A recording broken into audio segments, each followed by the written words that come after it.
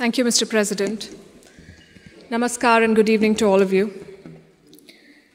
We're debating India's path tonight, and I could wrap my argument in one sentence borrowed from the White House. Go to New Delhi and see it for yourself. But I've been given more time than that, so I will tell you what I see. Earlier this week, I was on my way to the Delhi airport. There was a lot of traffic. At one point, the car stopped. On the roadside, I saw two vendors. One was selling fruit, the other was selling coconut water. What caught my attention was not what they were selling, but how they were selling it. Both had a QR code prominently displayed. And every single customer walked up to them, scanned this QR code, and paid for their purchase, every single one of them. To me, this is a picture of today's India.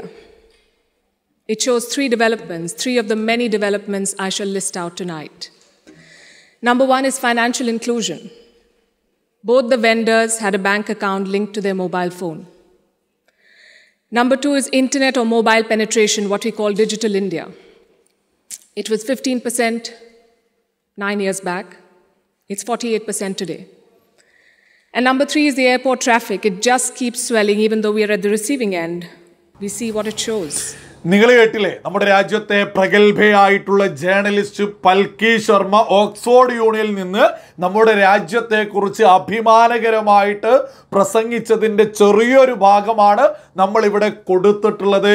നമ്മുടെ കേരളത്തിലെ ബഹുഭൂരിപക്ഷം മാധ്യമങ്ങളിലും എന്തുകൊണ്ടാണ് ഈ ഒരു വിഷയമൊന്നും അന്തിച്ചർച്ച നടത്താത്തത് എന്നാണ് തീരെ മനസ്സിലാവാത്തത്. നിങ്ങളൊക്കെ തന്നെ ഒന്ന് ചിന്തിച്ചു നോക്കൂ.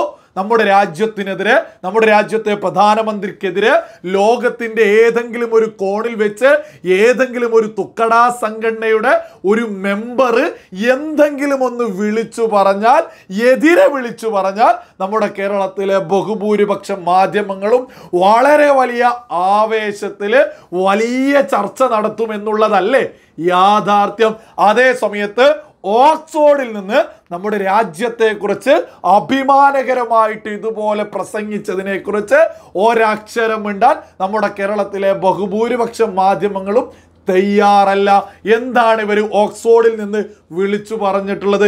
നിങ്ങൾ തന്നെ കേട്ടില്ലേ, ഈ ഒരു തുടക്ക ഭാഗത്ത് തന്നെ വളരെ ലളിതമായിട്ടാണ് അവർ ലോകത്തോട് വിളിച്ചു പറയുന്നത്. നമ്മുടെ രാജ്യത്തെ മാറ്റത്തെക്കുറിച്ച് ഇവർ ഡൽഹിയിൽ ട്രാഫിക്കിൽ പോകുന്ന സമയത്ത്, സഞ്ചരിക്കുന്ന സമയത്ത് തെരുവിൽ രണ്ട് കച്ചവടക്കാരെ കണ്ടൊന്ന്, ഫ്രൂട്ട്സ് കച്ചവടം, ചില്ലറ കച്ചവടക്കാരായിട്ടുള്ള ആളുകൾ.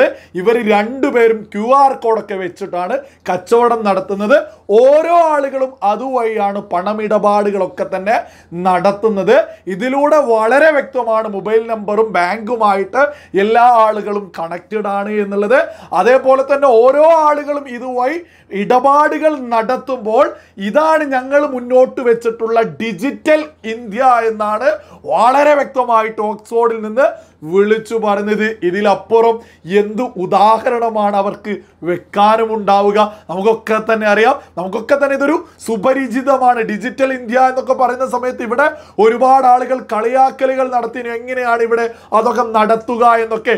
ഇന്ന് തെരുവ് കച്ചവടം എന്നല്ല, നമ്മൾ കാണുന്ന സകല കച്ചവടങ്ങളും സകല ആളുകളും ഡിജിറ്റൽ ഇന്ത്യ എന്നതിൻ്റെ ഭാഗമായി കഴിഞ്ഞു എന്നുള്ളതൊരു യാഥാർത്ഥ്യമാണ്.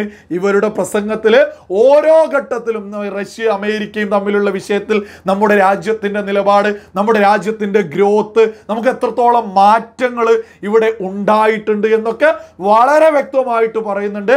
2014 വിമാനത്താവളങ്ങളും അതിനുശേഷം അതിന് ഇരട്ടിയായിട്ട് നമ്മുടെ രാജ്യത്ത് ഉണ്ടായിട്ടുണ്ട് എന്നും, എഡ്യൂക്കേഷൻ മേഖല, ആരോഗ്യ മേഖല, റോഡുകളുടെ വികസനത്തിൻ്റെ കാര്യത്തിൽ 2014 വളരെ വലിയ രീതിയിൽ മാറ്റങ്ങൾ സംഭവിച്ചു എന്ന്, അതേപോലെ തന്നെ വളരെ പ്രധാനപ്പെട്ട 2 വിഷയങ്ങൾ കൂടി അവർ ആ ഒരു പ്രസംഗത്തിൽ ഉൾക്കൊള്ളിച്ചിട്ടുണ്ട്. കശ്മീർ വിഷയം, അവിടെ 370 റദ്ദാക്കിയതും അതേപോലെ തന്നെ അവിടുത്തെ ജനങ്ങൾ സമാധാനത്തോടു കൂടിയിട്ട് മുന്നോട്ട് പോകുന്നതും 1.8 crore സഞ്ചാരികൾ ചരിത്രത്തിലാദ്യമായിട്ട് കശ്മീരിലേക്ക് വന്നിട്ടുണ്ട് എന്നും അവിടുത്തെ സമ്പദ് വ്യവസ്ഥ എന്ന് പറയുന്നത് വളരെ വലിയ രീതിയിൽ മാറ്റം സംഭവിച്ചിട്ടുണ്ട്. പ്രത്യേകിച്ച് വിദേശ ഇൻവെസ്റ്റ്മെന്റ് പോലും വന്നിട്ടുണ്ട്. അതും UAE എന്ന രാജ്യത്ത് നിന്ന്, അറേബ്യൻ രാജ്യത്ത് നിന്നാണ് കശ്മീരിലേക്ക് ഇൻവെസ്റ്റ്മെന്റ് ഉൾപ്പെടെ വന്നിട്ടുമുള്ളത്. അതേപോലെ തന്നെ രാജ്യത്തെ എതിർ ശബ്ദം നിരന്തരം മതത്തിന്റെ പേരിൽ അസഹിഷ്ണുതയുണ്ട് എന്നൊക്കെ പറയുന്നത് ഒരിക്കലും അംഗീകരിക്കാൻ സാധിക്കില്ല. അങ്ങനെ എന്തെങ്കിലും ഒരു അസഹിഷ്ണുത ഉണ്ടായിരുന്നെങ്കിൽ 2014 രാജ്യത്തിന്റെ പ്രധാനമന്ത്രി നരേന്ദ്രമോദി അധികാരത്തിൽ വരുന്ന സമയത്ത് എന്തിനാണ് മുസ്ലിം വിദ്യാർത്ഥികൾക്ക് കഴിഞ്ഞ സർക്കാരിനേക്കാൾ ഡബിൾ ആയിക്കൊണ്ട് സ്കോളർഷിപ്പുകൾ അനുവദിച്ചത്, എന്തിനാണ് ഹജ്ജ് കോട്ട വർദ്ധിപ്പിച്ചത്? വളരെ വ്യക്തമായിട്ട് അവർ പറയുന്നുണ്ട്. 2014 1,36,000 ആളുകളായിരുന്നു ഹജ്ജ് ചെയ്തിരുന്നത്. അതിന്ന് 2 ലക്ഷത്തിൽ അധികമായിട്ടുണ്ട്.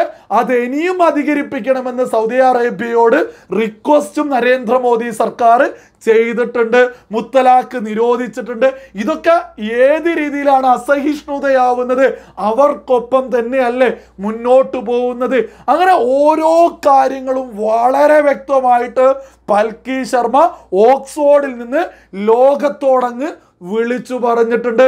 പ്രധാനമായിട്ടും അവർ ഉയർത്തി പറയുന്നത് പണ്ടത്തെ ഇന്ത്യയല്ല പുതിയ ഭാരതമെന്ന് വളരെ വ്യക്തമായിട്ട് ഓക്സ്ഫോർഡിൽ നിന്ന് പൽക്കി ശർമ്മ വിളിച്ചു പറഞ്ഞു എന്നുള്ളത് ഏതൊരു ഭാരതീയനും അഭിമാനം തന്നെയാണ്. നമ്മുടെ മാധ്യമങ്ങളുടെ അജണ്ടയൊക്കെ ഏത് സാധാരണക്കാർക്കും ഈ ഒരു വിഷയം പോലും ചർച്ച ചെയ്യാൻ അവർ മുന്നോട്ട് വരുന്നില്ലെങ്കിൽ ലളിതമായിട്ട് സകല സാധാരണക്കാരും തിരിച്ചറിയുക, നമ്മുടെ മാധ്യമങ്ങൾ ഇടതു വലതിനു വേണ്ടി മാത്രമേ ഇവിടെ വർക്ക് ചെയ്യൂ. രാജ്യത്തെ ഡെവലപ്മെന്റ്, രാജ്യത്തെ മാറ്റം, ആ ഒരു വിഷയത്തെക്കുറിച്ച് ചർച്ച ചെയ്യാൻ നമ്മുടെ മാധ്യമങ്ങൾക്കൊന്നും യാതൊരു താല്പര്യവുമില്ല എന്നുള്ളത് ഈ ഒരു വിഷയത്തിലൂടെ വളരെ ലളിതമായിട്ട് സകല ആളുകൾക്കും മനസ്സിലാക്കാവുന്നതേ ഉള്ളൂ.